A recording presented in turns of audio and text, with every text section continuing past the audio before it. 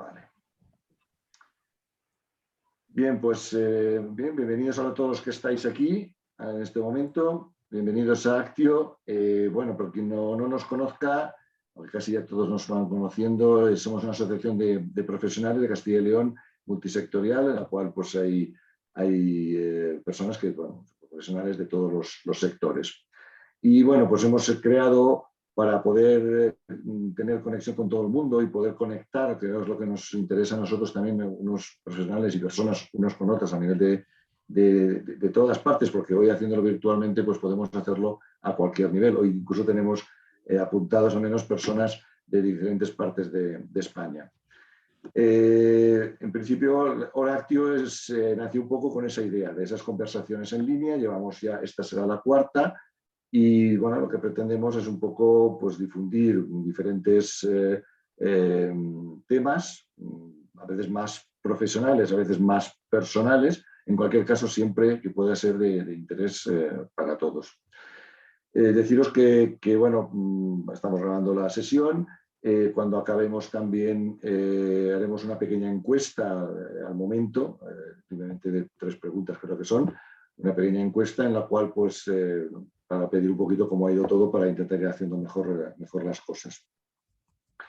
Hoy tenemos una nueva ponente, una científica, y que en todo caso la va a presentar y moderar la sesión, va a ser Etienne, un compañero socio, el cual pues, bueno, pues hará la presentación de la ponente y controlará que también el tiempo no se nos eche encima, que eso a veces pasa. Entonces, bueno, pues ya las normas ya las pone él y bueno, espero que os guste y que estemos todos. Habrá un pequeño debate, lógicamente, antes de, cuando acabe de hablar Elena, pues un debate con todos para hacer preguntas y hacerle preguntas y si no, pues para estar todos un poco más enterados del tema.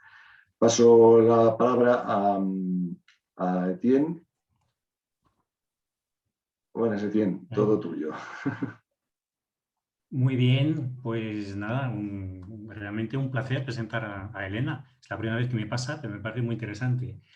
Elena es bióloga y biotecnóloga, lleva más de 30 años como profesora e investigadora en genética vegetal. En su larga trayectoria profesional ha trabajado en 5 o 6 universidades distintas en España y fuera de España. Ella misma se considera o se autodefine como una científica de letras, le encanta la comunicación científica y cada vez que ve un charco en el que se puede meter, pues se mete y mejor 2 veces que una. Y los charcos que más le gustan suelen ser de divulgación científica. Es una de los coorganizadores del Pint of Science, que me imagino que algunos de vosotros conocéis ya. Es uno de los mayores eventos de divulgación científica a nivel mundial. Y para acabar, diría que lleva la diversidad en la sangre o en los genes, en este caso. Le encanta moverse en ámbitos internacionales y multiculturales y voy a parar ahí porque yo creo que ya con esto basta. Entonces, Elena, pues cuando quieras, si te parece, como para darte una referencia de tiempo, pues cuando nos acerquemos a menos 20 o 35, pues te aviso que te quedan 5 minutos o algo así para que controles un poco el tiempo. Y bueno, toda la pantalla para ti. Pues muchas gracias. Como nos conocemos bien, yo creo que ya has dicho todo lo que había que decir sobre mí. Me da un poco de corte, pero bueno, estas cosas ocurren.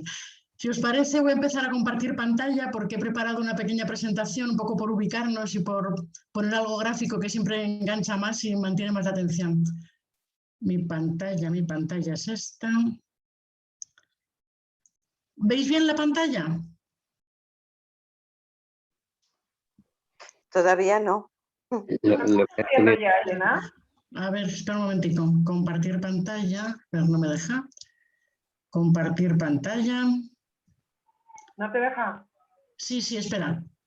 Aquí. Ahora. Ahora sí la veis, ¿verdad? Sí, ya sé. Vale. Y ahora la veis ya en grandecito. Bueno, pues muchas gracias a Carlos, Alex, Etienne, Alfonso, todos los que conozco y los que no conozco que estáis allí. Bienvenidos y gracias por estar ahí.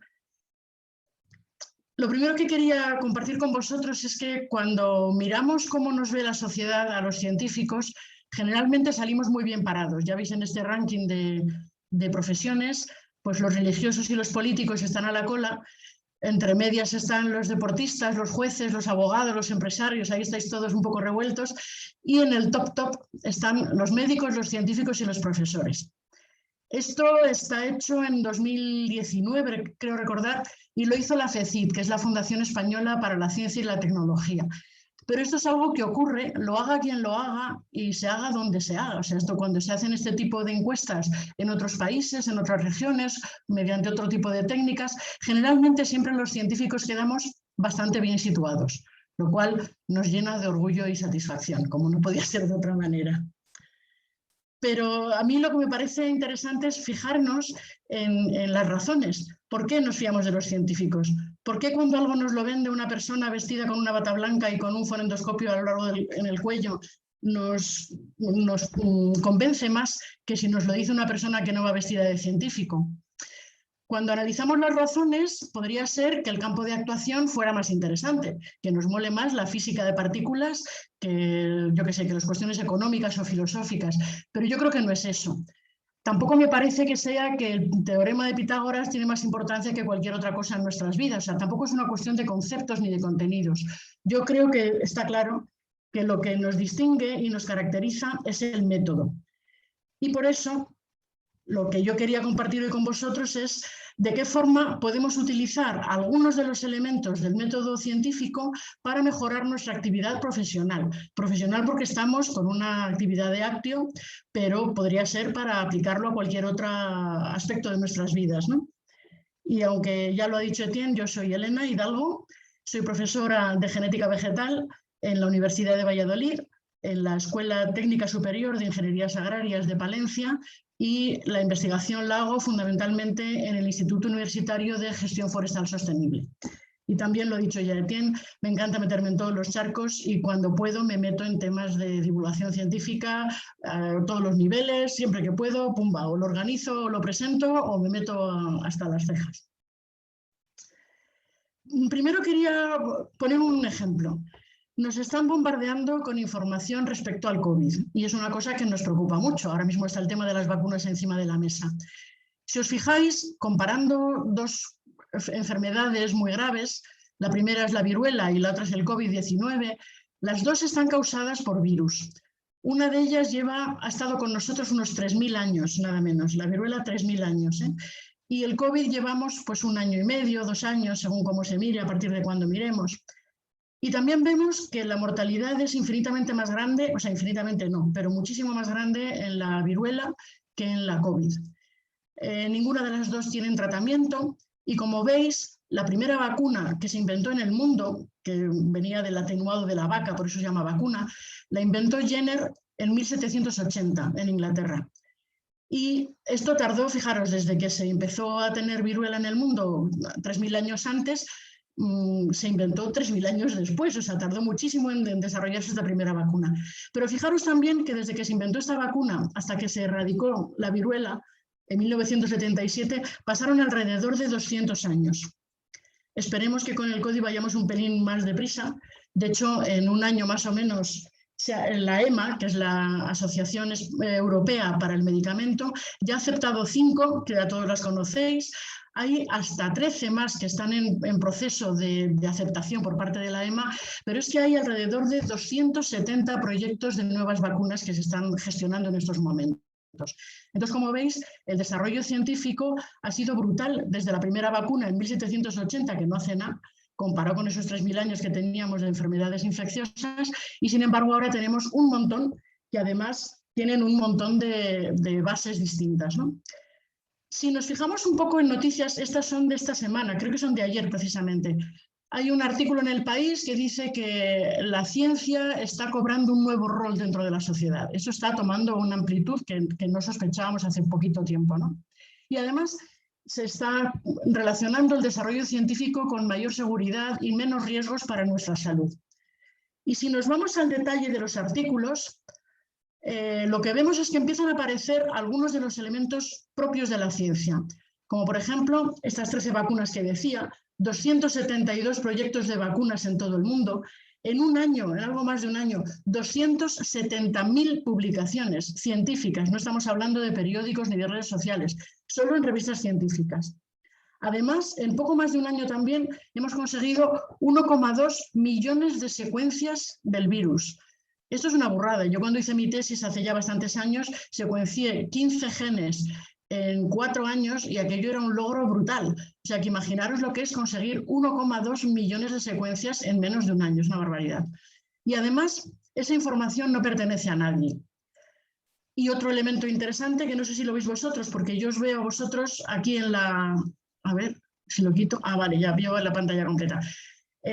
Lo que está claro también es que todo esto se logra gracias a la cooperación. Entonces aquí aparecen elementos interesantes como son la cooperación, el hecho de que la información no pertenece a nadie, incluso también esta situación de tener miles de publicaciones disponibles para todo el mundo.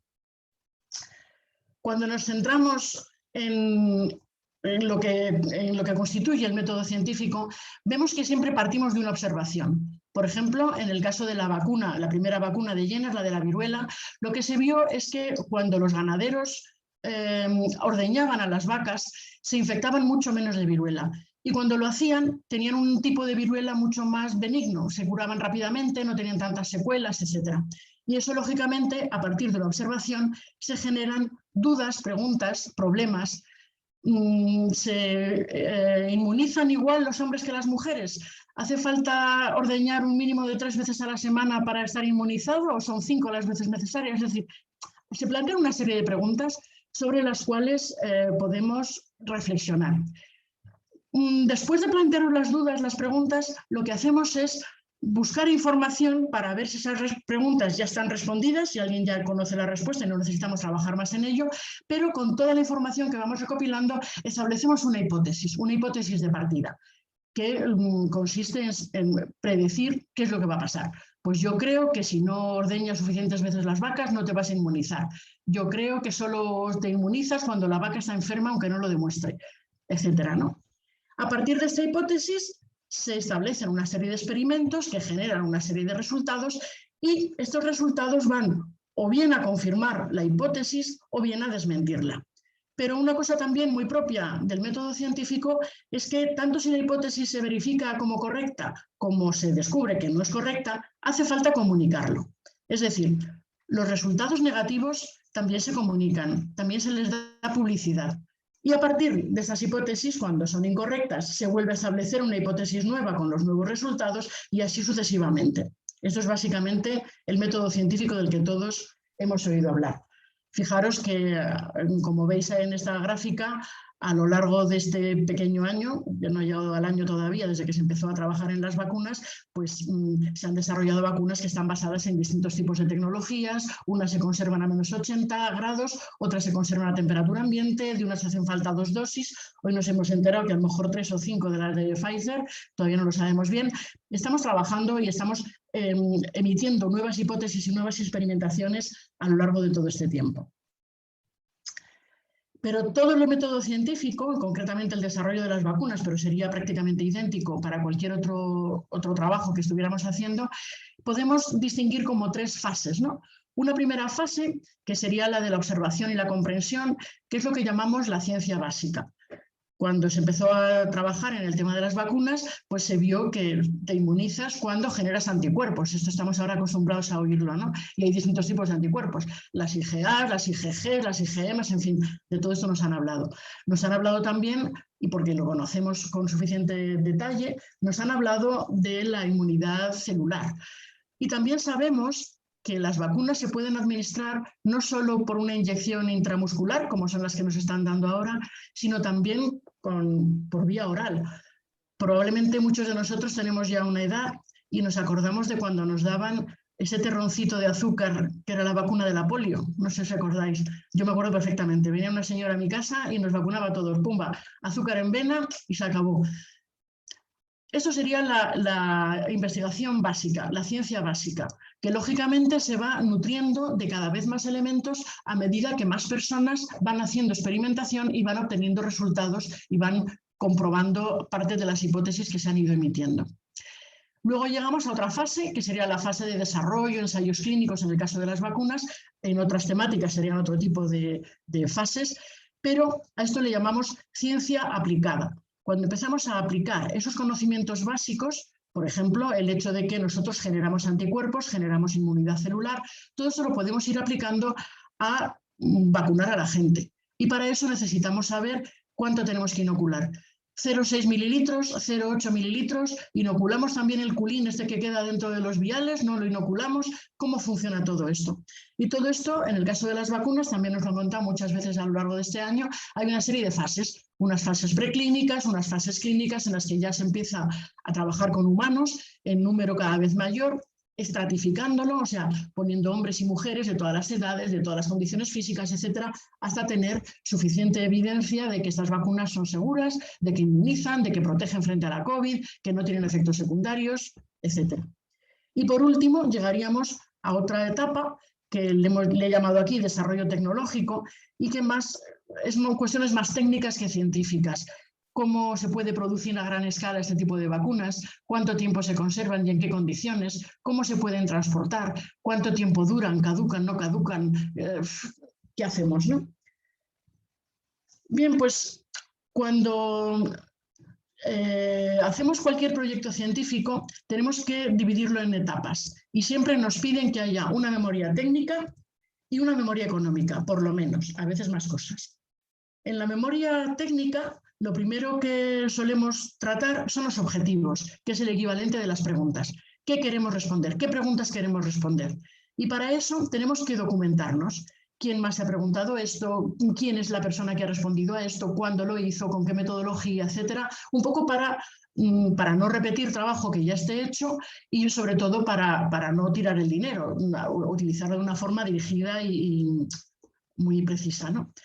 A continuación, explicamos qué metodología vamos a utilizar con todo el detalle posible de los métodos, de los materiales. Nos paramos en saber qué requerimientos vamos a tener en cuanto a aparatos, en cuanto a personal. Tenemos que plantearnos un plan B.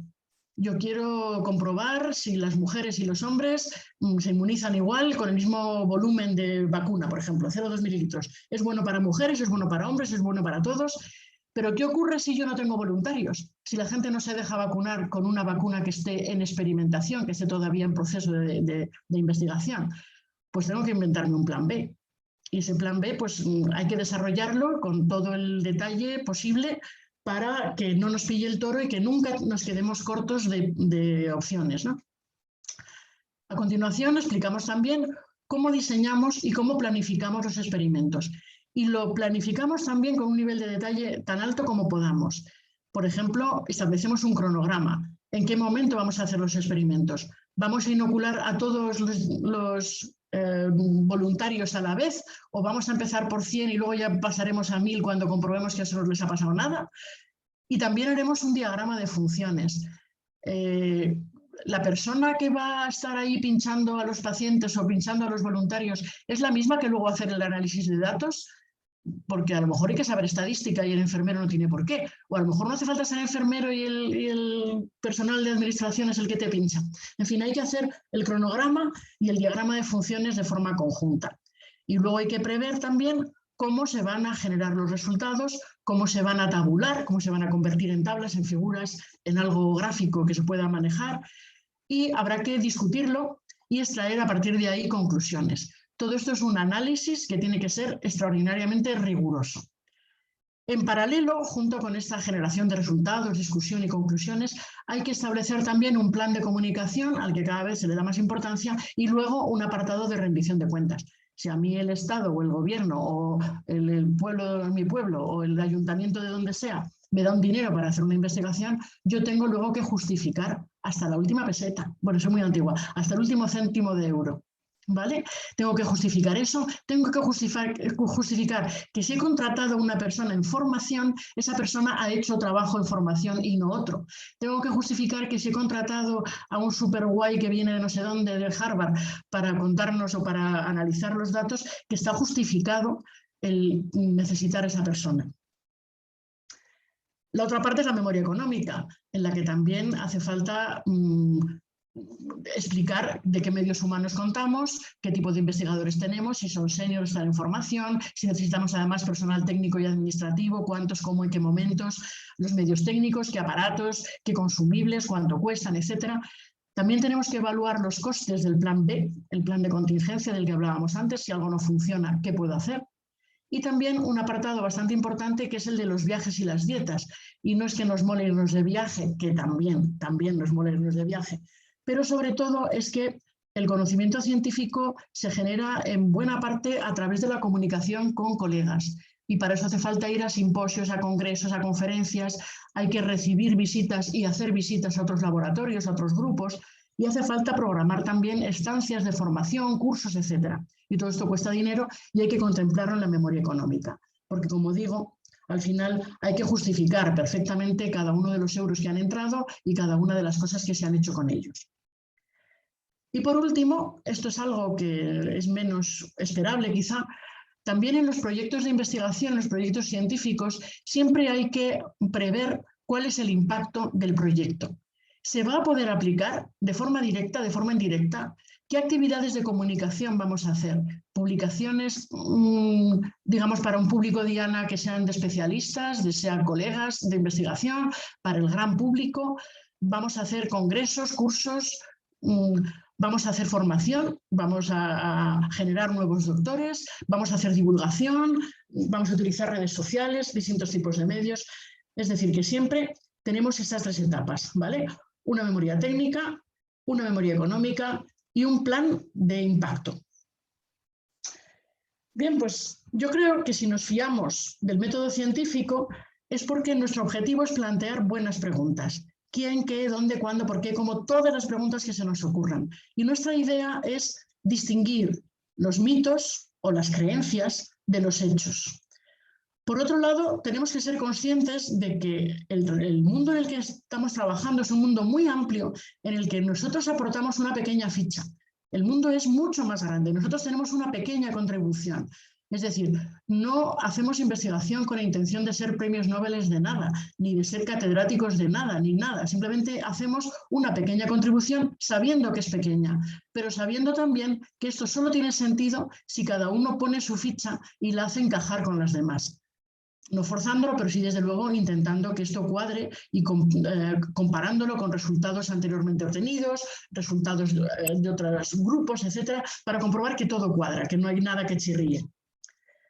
Para eso hace falta, lógicamente, recabar, organizar, filtrar, entender y contrastar información previa. Las cosas generalmente son bastante más complejas de lo que podemos pensar a simple vista. Por ejemplo, si veis aquí lo que pensamos que es la respuesta inmunitaria, mirad qué monos, unos anticuerpos monísimos que se están comiendo aquí al COVID.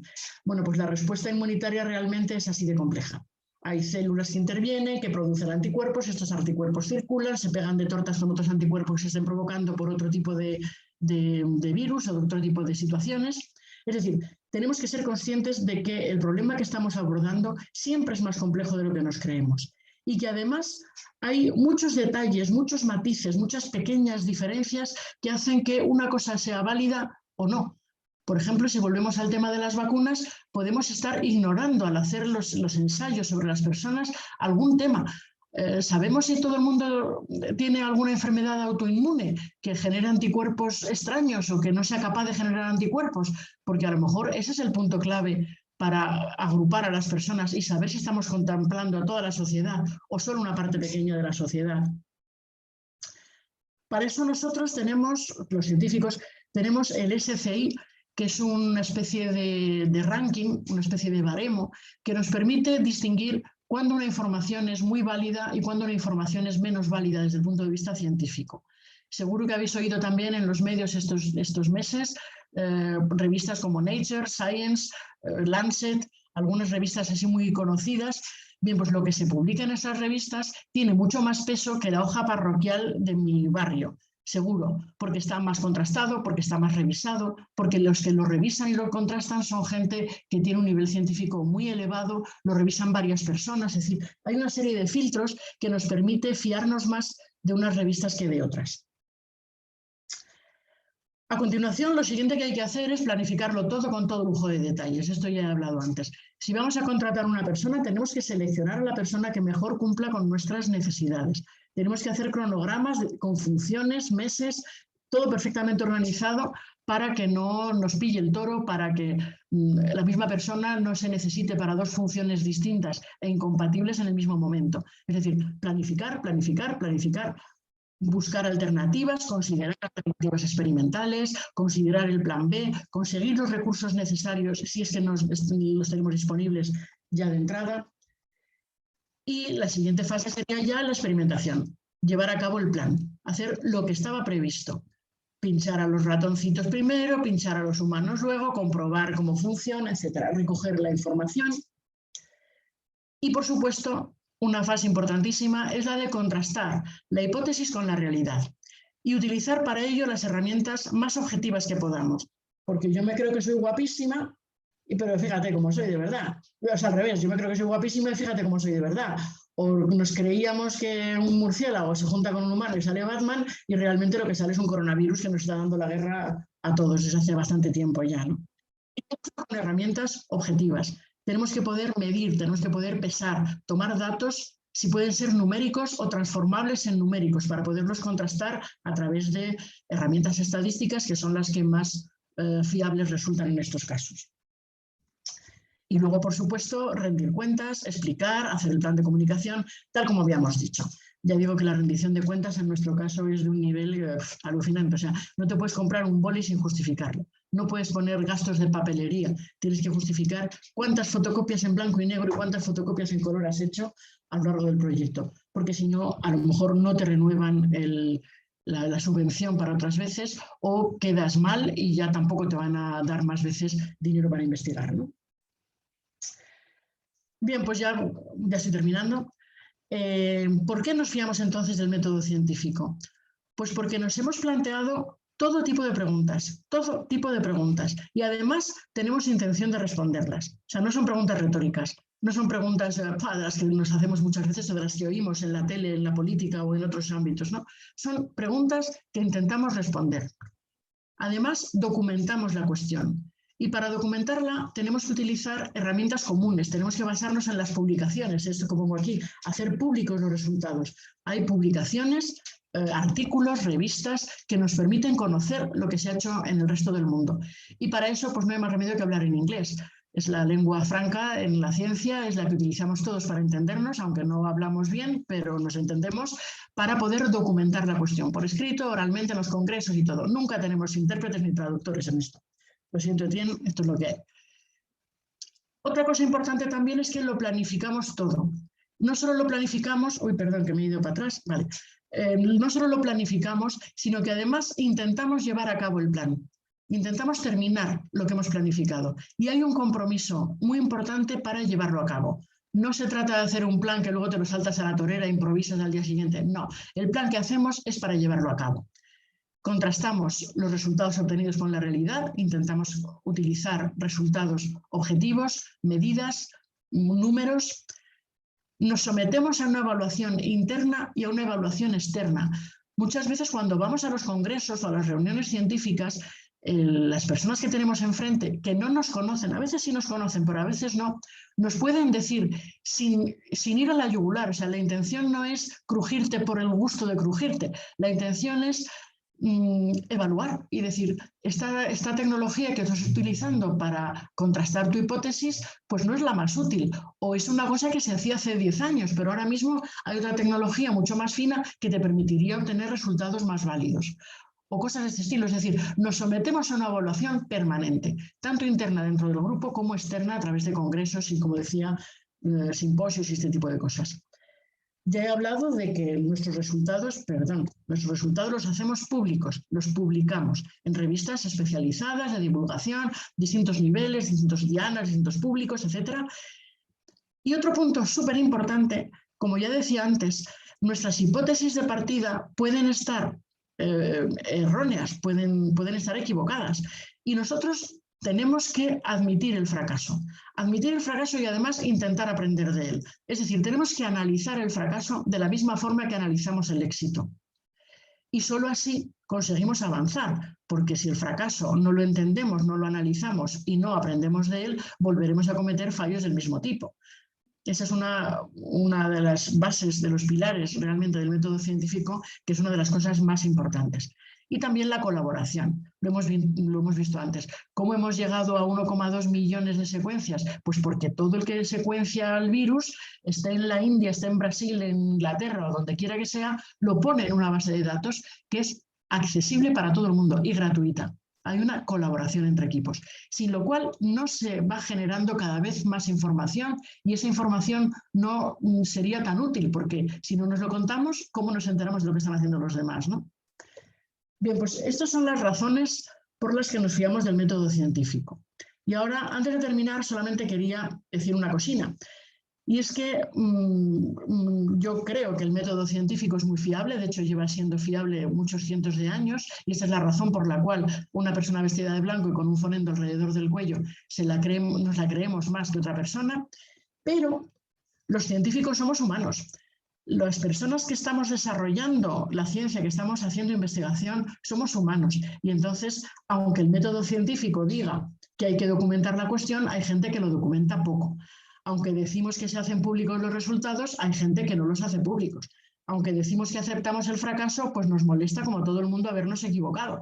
Y mucha gente guardará los resultados negativos en un cajón y no los va a publicar porque le da vergüenza o porque quiere que le mantenga la subvención.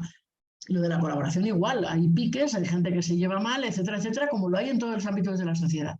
Entonces, lo que yo estoy intentando comunicaros es más una cuestión metodológica que una cuestión de personas. No digo que los científicos seamos mejores que los demás, sería absurdo por mi parte y sería una tontería. Lo que quiero decir es que el método científico puede ser muy útil no solamente para nuestra actividad científica, sino también para el resto. Por eso la pregunta que yo os lanzo ahora, ya sé que Alfonso tiene preparada alguna pregunta, no sé si los demás también, pero sí que me interesaría que esto valiera para reflexionar sobre cómo afrontamos cada uno en nuestro ámbito, en nuestra profesión, las posibles mejoras.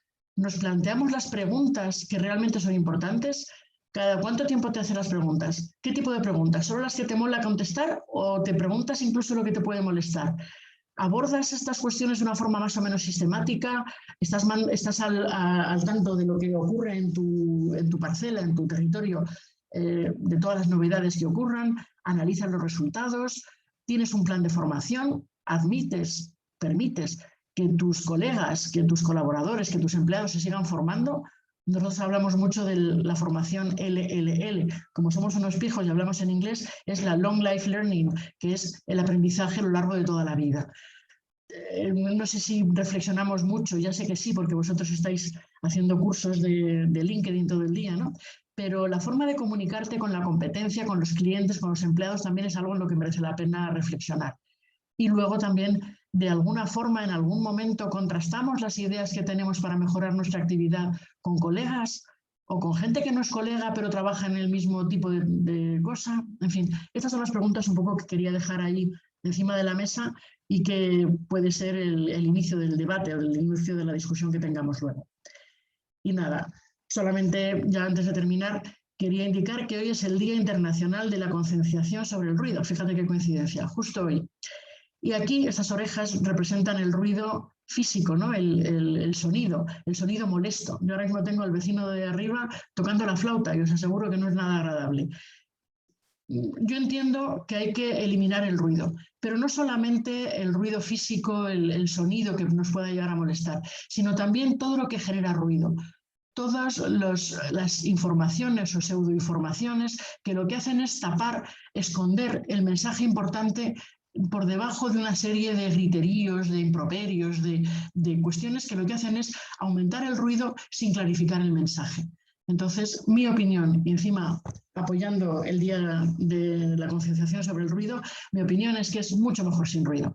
Sin ruido del vecino del segundo piso con la flauta y sin ruido también mediático, sin ruido político, sin ruido de este tipo. Y por mi parte, poco más. Muchas gracias por haberme escuchado. Y ahora, pues cuando queráis, pasamos a la parte del debate o de la discusión.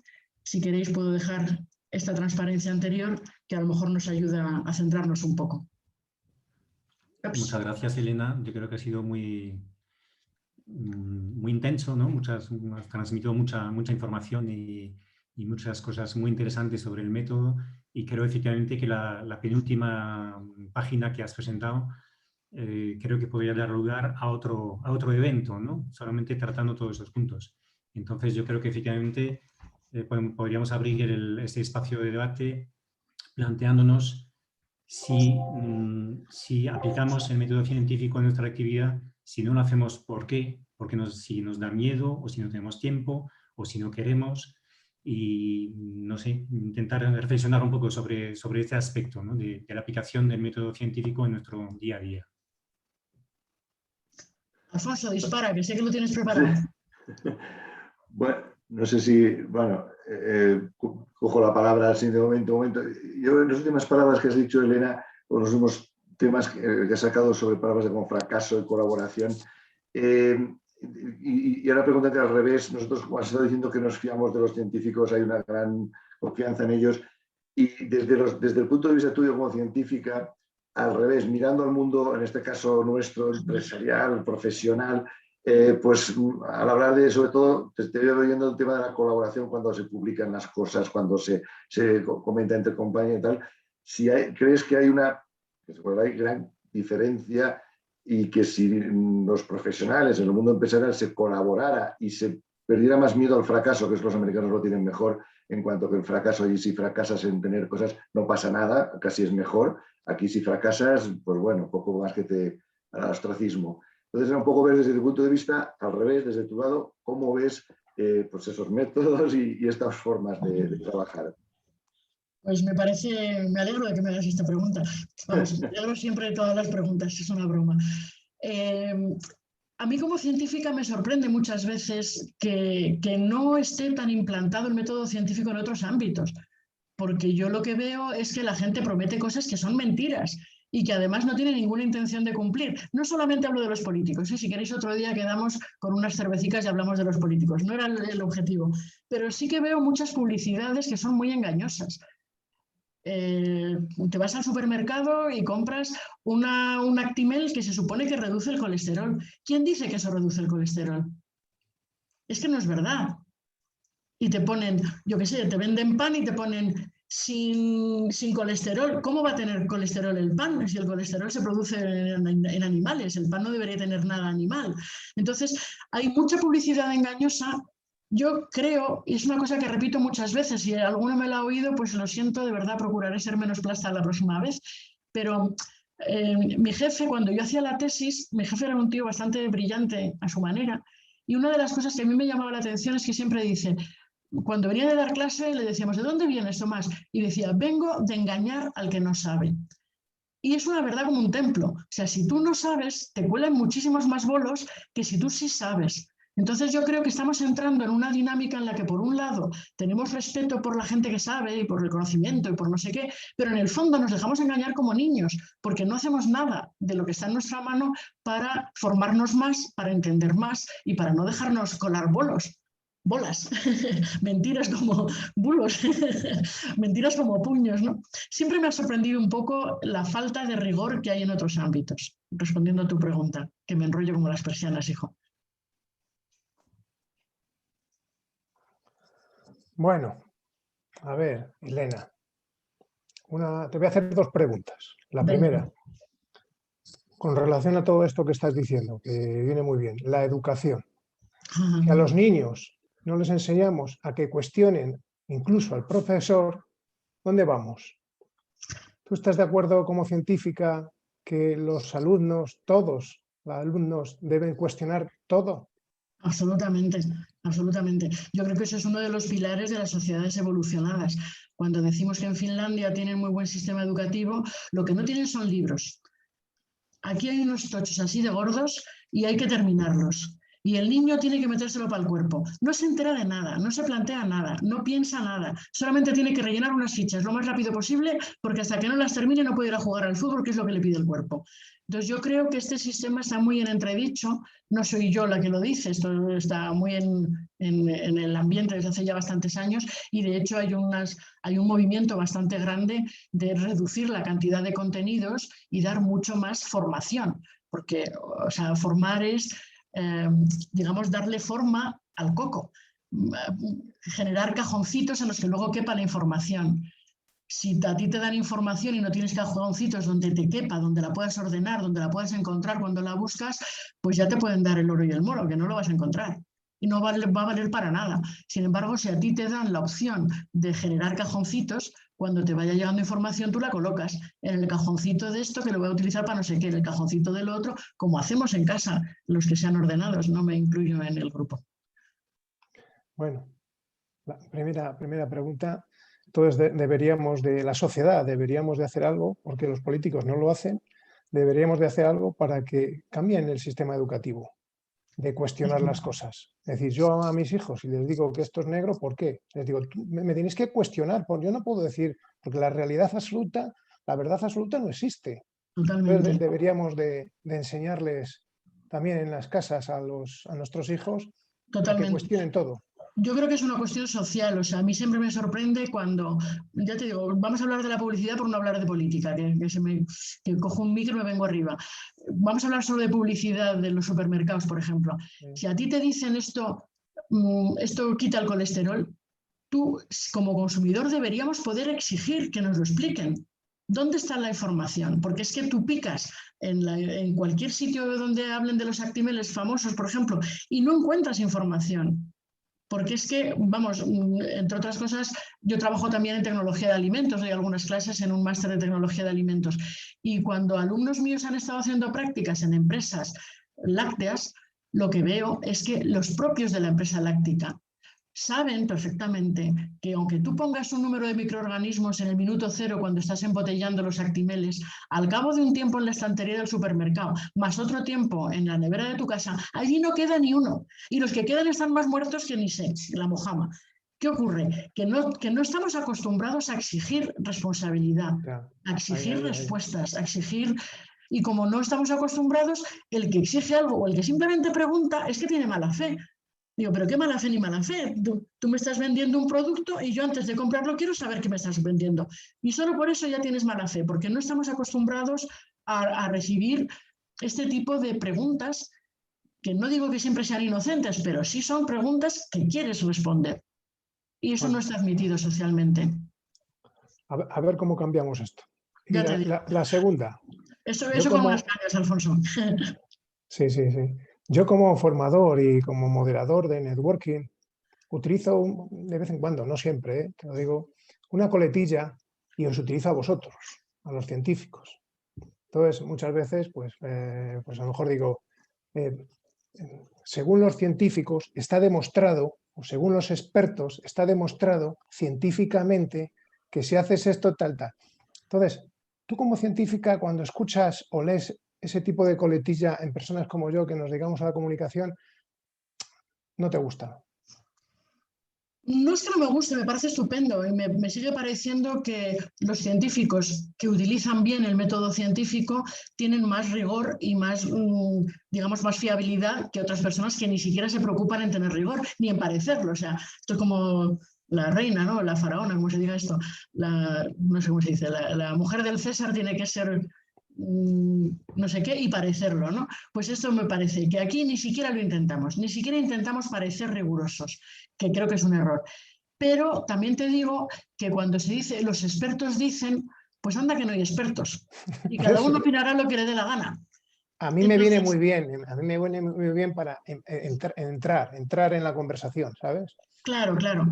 Pero, por ejemplo, nosotros, hablo de los científicos, generalmente no, nunca nos permitimos el lujo de decir, como es bien conocido, no decimos eso, decimos, en la revisión de 1989, firmada por fulanito y publicada en tal revista, se dice que desde entonces ha habido controversia con este punto y este otro. Y lo citas, pones al lado las personas que lo dicen, el momento en lo que lo dijeron, y cualquier persona puede ir a verificarlo, porque esa es la base del método científico. Tú te tienes que fiar de mí, porque lo que estoy diciendo yo no me lo acabo de inventar.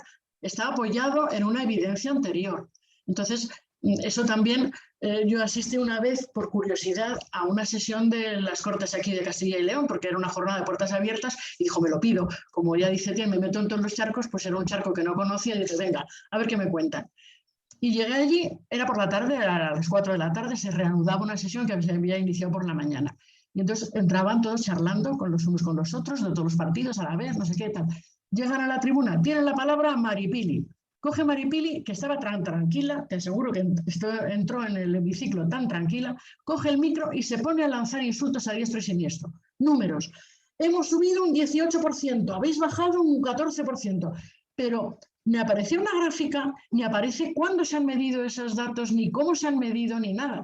Y entonces ella se calla y viene Manolito, que es el siguiente de turno, del otro partido. Coge el mismo micro y dice, 14% no, hemos mejorado un 28% y vosotros habéis empeorado un 4%. Y tampoco se sabe de dónde salen esos datos. Y a nadie le parece que eso sea una barbaridad. Ahí me dices 4% y ¿de dónde lo sacas? ¿Cómo lo has obtenido? ¿Sabes? Entonces, yo creo que eso es un poco... Y contra los porcentajes nadie puede decir nada. Como que no, puedes decir, demuéstramelo. Claro, bueno, sí, pero que tienen los políticos, pues han entrado, no quiero entrar en la política, pero han entrado en esa dinámica que les viene muy bien hablar de porcentajes y de cifras, porque llenan su tiempo y un usuario como nosotros, ¿cómo podemos investigar si eso es correcto o no?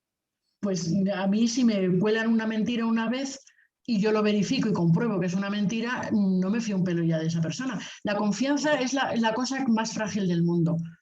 Tú te fías de mí hasta que te fallo. El día que te fallo, no recupero esa confianza en mí. Pero eso es cuando hay una confianza personal. Pero cuando asumimos que lo que se dice en campaña o lo que se dice en el Parlamento o en el hemiciclo no tiene ningún valor, porque nadie lo va a comprobar. Y aunque se compruebe que es mentira, da igual. Porque tú votas con las tripas y te apoyas con los sentimientos, no con los datos. Entonces ya pueden ser más mentira que ni sé. No pasa nada. No pasa nada. Y yo creo que eso es algo una de las parte de las cosas que podemos cambiar como sociedad, si queremos. Si empezamos a elevar el listón y a decir, vale, tú dame un porcentaje, pero dime de dónde lo sacas. A lo mejor me fío de ti, pero si digas lo que digas, me voy a seguir fiando porque en mi familia siempre hemos votado en el mismo partido y no vamos a cambiar ahora, pues apaga y vámonos. Entonces seguimos con la misma pregunta. Todos debemos de cuestionar todo. Los niños y los adultos. Exactamente. Todo empieza por las preguntas. Y con preguntas con intención de ser respondidas, no con preguntas al aire. Preguntas con la intención real y el compromiso real de contestarlas. Esa etapa que teníamos de pequeño, de preguntar por qué debería continuar toda la vida. Claro, pero no solo por qué, también cuándo. Si me dejáis un momentito, no sé, para dar la palabra también a más gente, no sé si hay otras preguntas también que están ahí. Hay una pregunta, perdonad, hay alguien que ha puesto, Esteban, creo que no tiene micro, ha puesto no tiene micro ni cámara, y ha escrito una nota que si no os la leo para que la conteste, si no importa. Yo la estoy leyendo. ¿Estás leyendo? Vale, pues contéstale. Esteban Torres, no sé si nos conocemos, en cualquier caso, dice que la pregunta es que está haciendo el doctorado y por el tema del COVID no ha podido ir a ningún congreso ni poder ir a ver cómo trabaja gente en otros grupos. Me gusta mucho el tema de comunicarme con otras personas, pero el tema de exponer en inglés me asusta bastante. Estoy aprendiendo, pero aún así me asusta. ¿Me puedes dar algún consejo? Yo sí que tengo consejos porque tampoco yo me manejo en inglés. O sea, ahora sí porque no me ha quedado más remedio. Pero mi idioma nativo, como todo el mundo sabe, es el francés. No, el nativo es el español, pero llevo tantos años con Etienne que ya el segundo, casi primero, es el francés, ¿no? Para mí el inglés era un bloqueo. Era una cosa que me cortaba bastante porque no me sentía segura. Pero esto es cuestión de lanzarse a la piscina, o sea, a nadar se aprende nadando y a hablar inglés se aprende hablando. Y intentando que la comunicación sea eficaz, es decir, ordenando bien el discurso, preocupándote de la pronunciación, preocupándote de simplificar el mensaje para que siempre se entienda. En fin, ese es el único consejo. Lánzate a la piscina, tírate en plancha, hay grupos de conversación en todos los bares, bueno, ahora ya no, claro, pero en Valladolid y en todas las ciudades hay sitios donde puedes ir gratuitamente a unas sesiones, te encuentras con guiris de todos los colores, hablas en inglés con ellos, te vas de cañas, te lo pasas pipa y encima te vas soltando. Y una vez que lo tienes un poco más suelto, pues ala, a salir.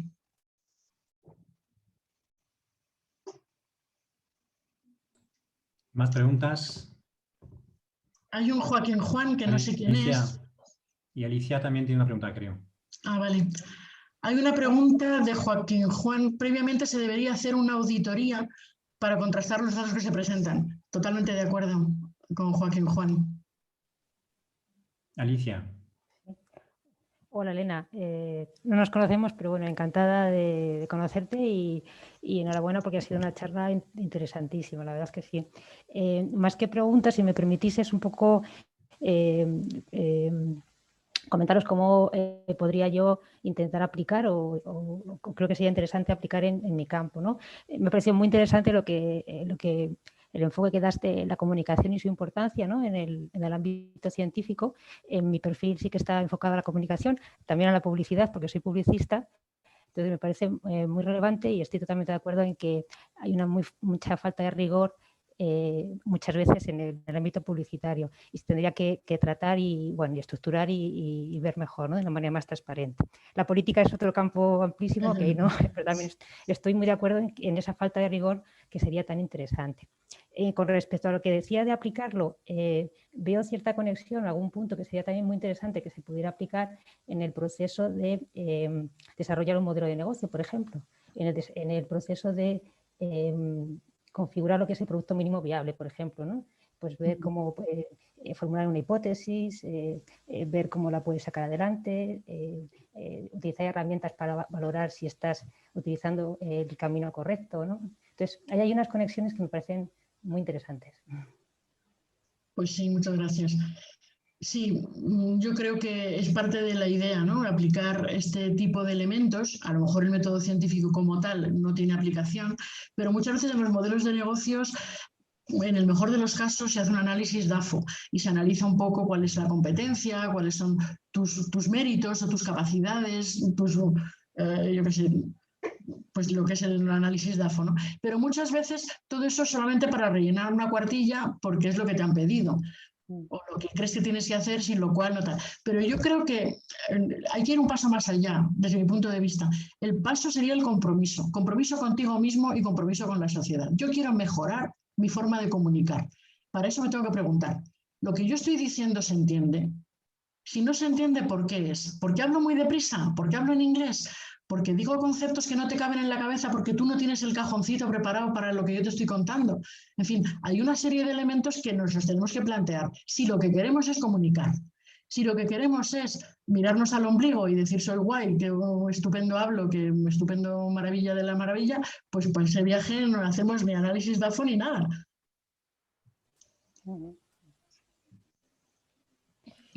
Gracias, totalmente de acuerdo.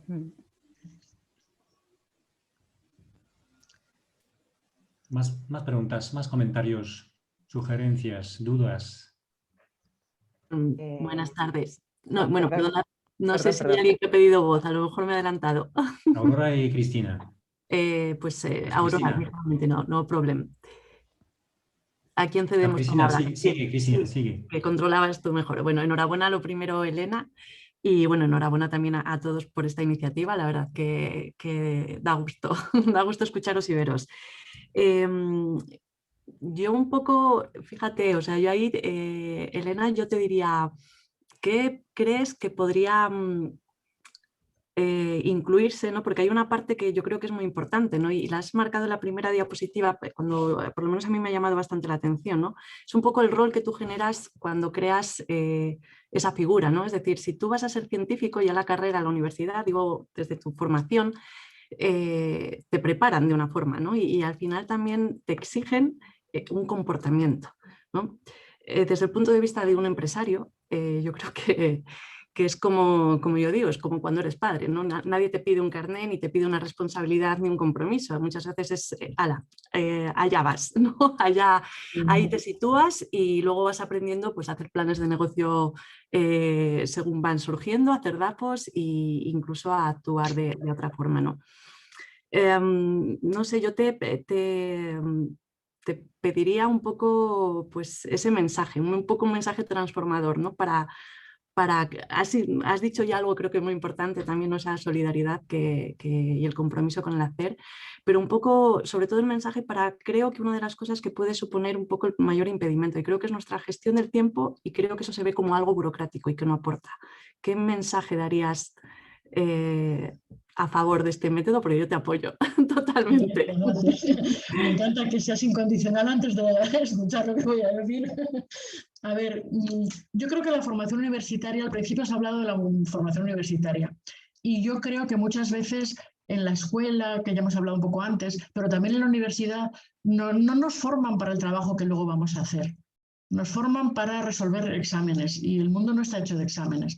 El mundo está hecho de reflexión, de responsabilidad, de comunicación, y todo eso son cosas que en la universidad se tratan muy poco o muy mal o nada. Algunas personas se plantean un poco lo que yo te decía, ¿no? Lo que decía antes. Si yo quiero hablar, pues creo que hay un alumno mío aquí de métodos moleculares para identificar patógenos de plantas, ¿no? Le saludo, creo que es Adrián, no sé si está todavía o no. Le he visto antes así de refilón. Pues yo creo que la pregunta es, lo que yo estoy contando, ¿para qué le va a valer a este chaval? Es decir, ¿alguna vez se va a encontrar este chico o esta chica con la necesidad de utilizar herramientas moleculares para identificar patógenos de plantas o no? Entonces, yo creo que hay un contenido, digamos, académico, que hay que transmitirlo porque es importante, porque forma parte de la formación del grado o del máster que sea, pero yo creo que de forma muchísimo más importante están todos los mensajes transversales que a lo mejor no se explicitan porque no están en el programa, pero que son eso. Tú cuando haces un trabajo científico tienes que ser riguroso, tienes que planificar y tienes que llevar a cabo el plan y tienes que comprometerte con llevarlo hasta el final.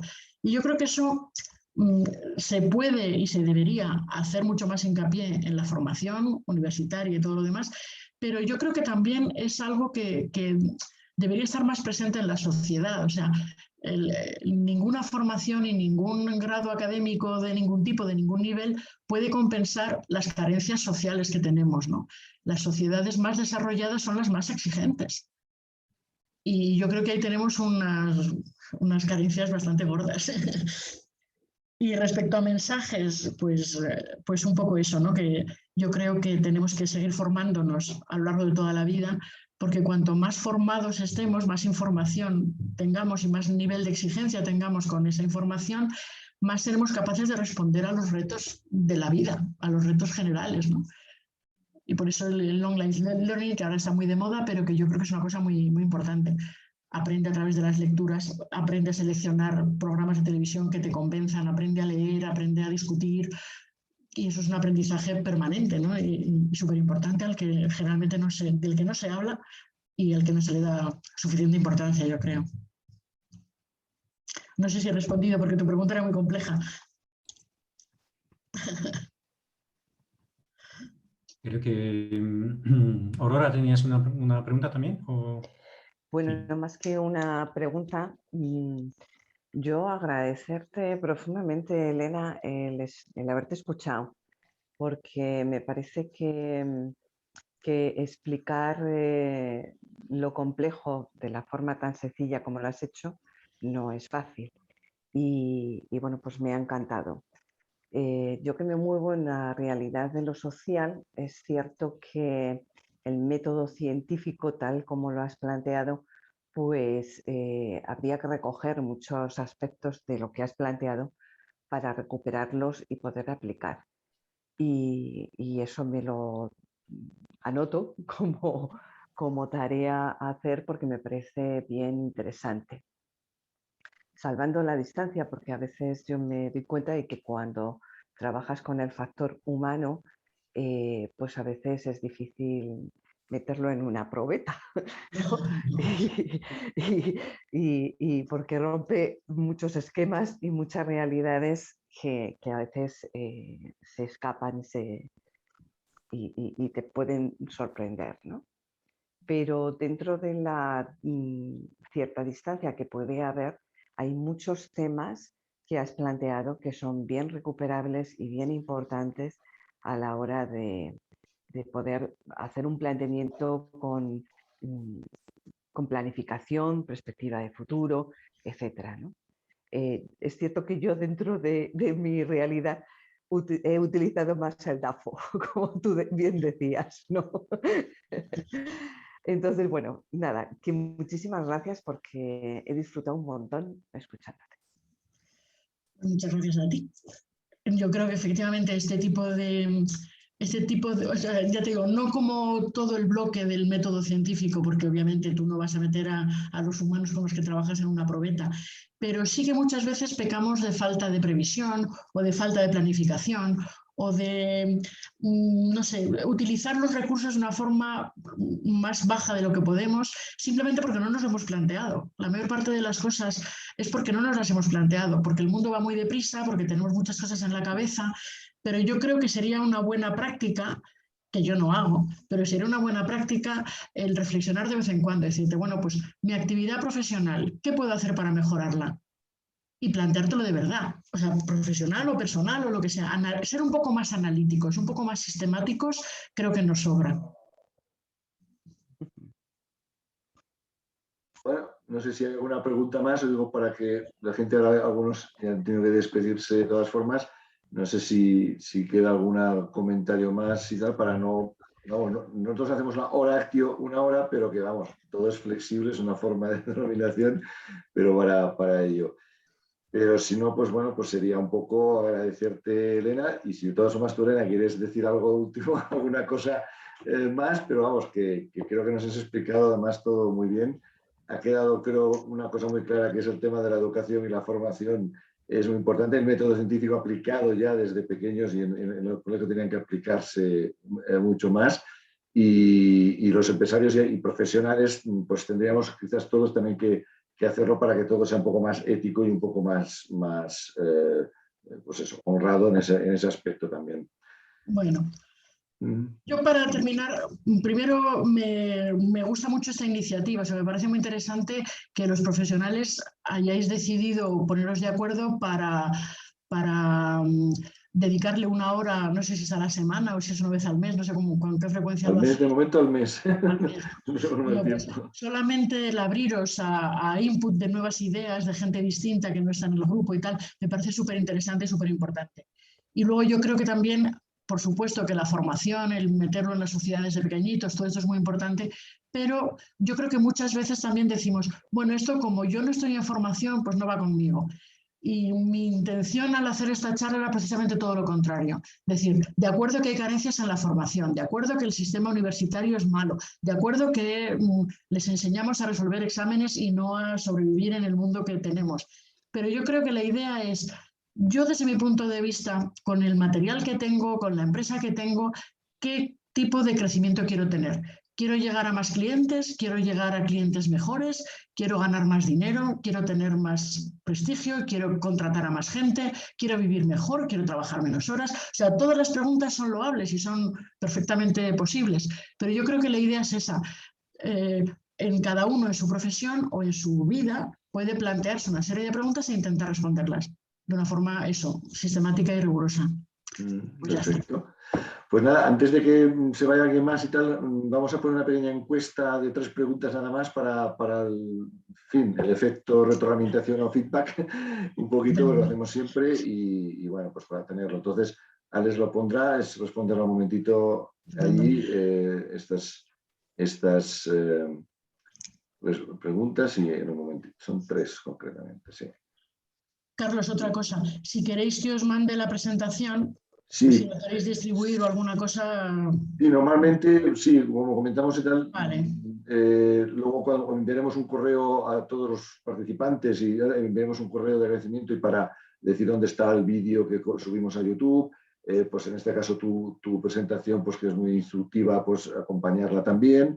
Bueno, pues un poco esta información pues la enviamos en unos pocos días, esta semana sí, porque se envía. Entonces, sí, la pasas y tal, pues perfecto, nos irá muy bien. Está mi correo, en alguna de las diapositivas aparece mi correo por si alguien quiere ponerse en contacto conmigo. Exacto, pues exactamente, también puede ir esto. Muy bien. Vale, pues creo que ya está la votación, fenómeno.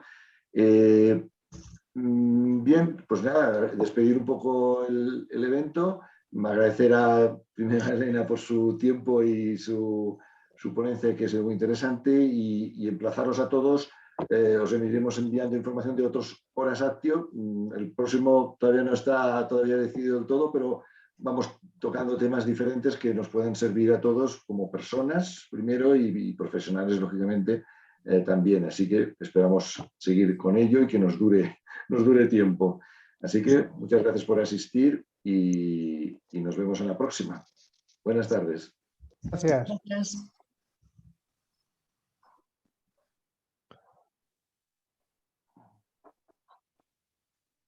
Bueno.